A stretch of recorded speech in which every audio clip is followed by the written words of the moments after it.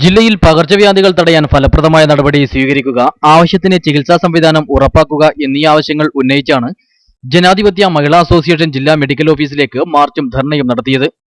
ചെമ്മട്ടം വയലിൽ നിന്നും ആരംഭിച്ച മാർച്ചിൽ നൂറുകണക്കിന് പ്രവർത്തകർ അണിനിരന്നു.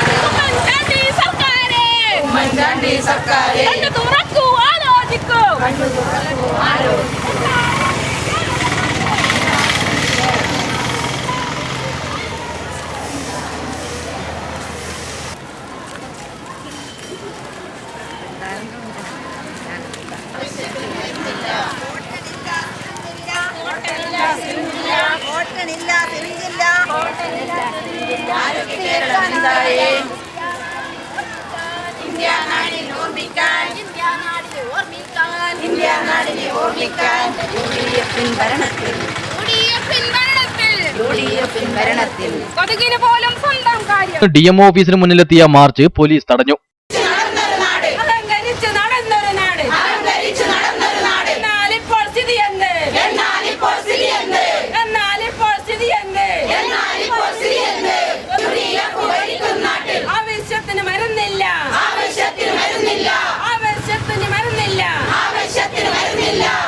ധർണ AK നാരായണൻ ഉദ്ഘാടനം ചെയ്തു.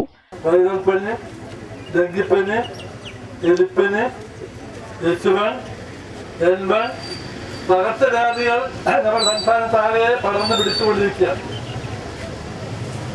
ആരോഗ്യവകുപ്പ് മന്ത്രിയും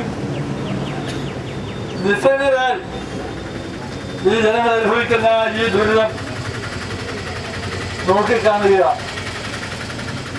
നിയമസഭയിൽ പ്രതിപക്ഷ MLA-മാർ ചോദ്യങ്ങൾ ഉന്നയിച്ചപ്പോൾ പറയേണ്ടി വന്നു, 10 ലക്ഷത്തോളം ആളുകൾക്ക് പനി ബാധിച്ചിട്ടുണ്ട്,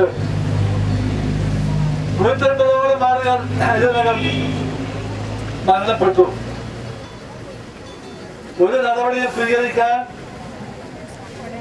സംസ്ഥാന ഗവൺമെന്റ്,